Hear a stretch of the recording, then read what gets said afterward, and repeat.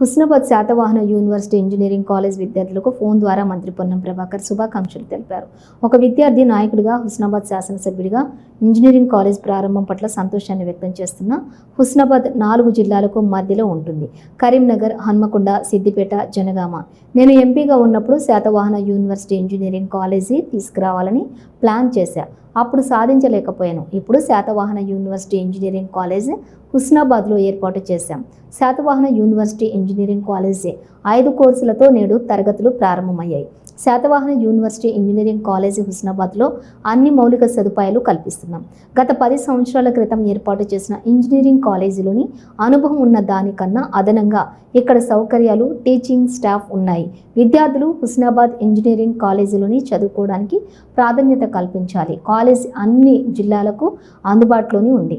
మంచి హాస్టల్ సౌకర్యం ఏర్పాటు చేశాం. కార్యక్రమంలో పాల్గొన్న జిల్లా collector Haimavathi, Satavahana university VC Umesh Kumar, Siddipet గ్రంథాలయ సంస్థ chairman Lingamurthy, Husnabad market committee chairman Tirupati Reddy, ఇతర అధికారులు, ముఖ్య నేతలు, మొదటి సంవత్సరంలో చేరుతున్నటువంటి విద్యార్థులకు స్వాగతం తెలిపిన జిల్లా కలెక్టర్, వీసీ, ఇతర అధికారులు హుస్నాబాద్లో మొదటిసారి ఇంజనీరింగ్ కాలేజ్ తరగతులు ప్రారంభం అవడం పట్ల ఆనందాన్ని వ్యక్తం చేసిన విద్యార్థులు, హుస్నాబాద్ ప్రజలు.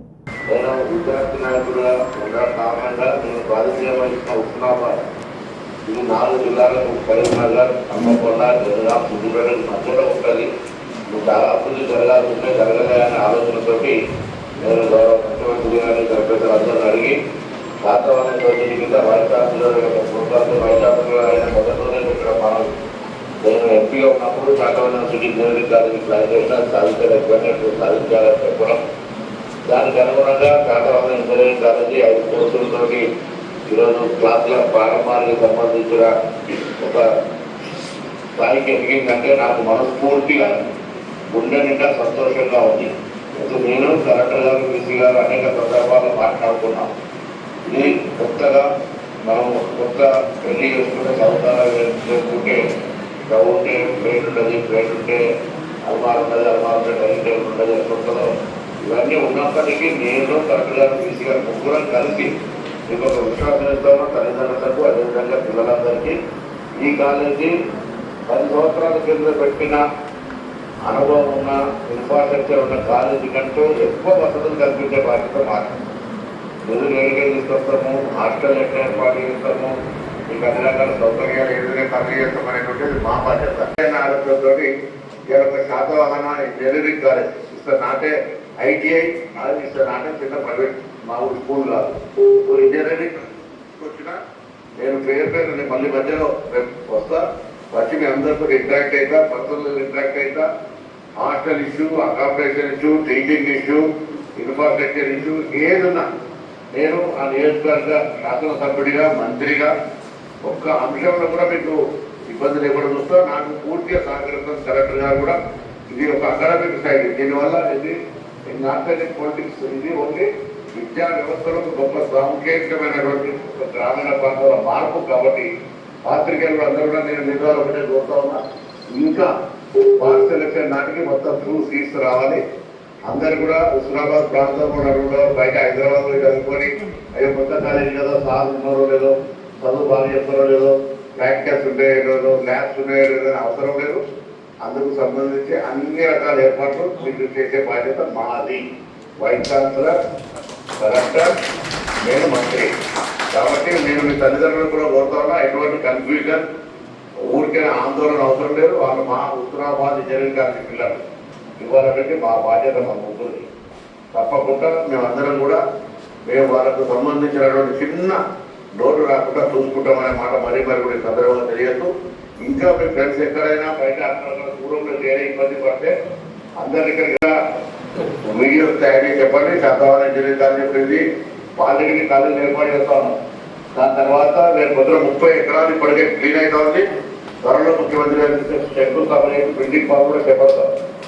కాబట్టి ఎక్కడ కూడా ఎటువంటి సంకోచత్వము, ఎటువంటి ఇబ్బంది పడే అవసరం రాకుండా చూసుకుంటాం. వైద్యాధికారులు గారు మనం మీరు చెప్పినట్టు మీరు తప్పకుండా విషయంలో వేయండి. అందరికంటే ఎక్కువ అకాడమిక్ సైడ్ చాలా స్ట్రాంగ్ ఉండాలి. విద్యా బోధన గట్టిగా ఉంటే తప్పకుండా వాళ్ళందరూ కూడా ఇంకా 4 పిల్లలకు చెప్పగలుగుతారు. కాబట్టి ఆ విషయం ఎక్కడ కాంప్రమైజ్ కావద్దు. నేను మీకు చాలా సందర్భంలో మనం చర్చ చేస్తున్నప్పుడు చెప్పిన విద్యా ప్రమాణాలు అనేటువంటి గట్టిగా ఉంటే మనం ఇతర కార్యాలతో పోటీ పడతాం. కాబట్టి ఇన్ఫ్రాస్ట్రక్చర్ కలెక్టర్ గారు నేను చూస్తాం, మీరు విద్యా ప్రమాణాలకు సంబంధించి మీ బాధ్యత. ఎందుకంటే మేము కరెక్ట్గా దోషం చేసుకోము, అది మీ బాధ్యత. సో ఈ దశలో మరొకసారి నేను విద్యార్థులందరూ కూడా నేను పేరున నేను వాస్తవంగా రావాల్సింది. ఇట్లా విజయవాడ వైపు మీద నిన్న నషాముక్తు ర్యాలీ హుస్నాబాద్ అటెండ్ అయ్యి నైట్ విజయవాడ పొద్దున లేట్ అయింది. ఇక్కడ కొంత ఆలస్యం జరిగింది. మరి ఏదేమైనా మరొకసారి పేరున విద్యార్థుల తల్లిదండ్రులందరికీ హుస్నాబాద్ ప్రాంతంలో ఈ కాలేజీలో చేర్పించి మీరు విశ్వాసం చూపెట్టినందుకు ధన్యవాదాలు. పిల్లలు కూడా ఎటువంటి ఇబ్బంది లేకుండా మా పిల్లలు వాళ్ళకు సంబంధించిన భవిష్యత్తు రోడ్డు మీద భవిష్యత్తు పునాది సక్రమంగా పడే విద్యార్థులు అందరూ కూడా ఉద్యోగ భవిష్యత్తు కలగా కష్టపడి చదవండి. మేము చెప్పిన దానికంటే మీరు చదవడం మీద ప్రత్యేక శ్రద్ధ ఉంటుంది. రేపు గట్టిగా ఈ పోటీ ప్రపంచంలో మీరు ఉన్నతమైన శిఖరానికి ఎదగాలని మనసా వాట కోరుకుంటూ ఆ హుస్నాబాద్ ఎల్లమ్మ మన కొత్తపల్లి శివుడు ఉన్నాడు, పక్కనే కొత్తపల్లి వీరభద్ర సార్ ఉన్నాడు. ఇవన్నీ మీ కాలేజీ దగ్గర మీరు భైరవ స్వామి టెంపుల్ మహాసుందరం నదిలో ఉంటుంది. వీళ్ళందరూ ఆశీర్వచనంతో మీరు చాలా గొప్ప ఎదగాలని భగవంతుడు ప్రార్థిస్తూ మరొకసారి అందరికీ నా ఉదయపూర్వకంగా నమస్కారం. మా library chairman, market chairman, secretary, market vice chairman, ఇంకా ఇతర పెద్దలు కూడా పేరున అధికారులకు, అనధికారులకు, లెక్చరర్లకు, ప్రిన్సిపాల్ గారికి అందరికీ పేరు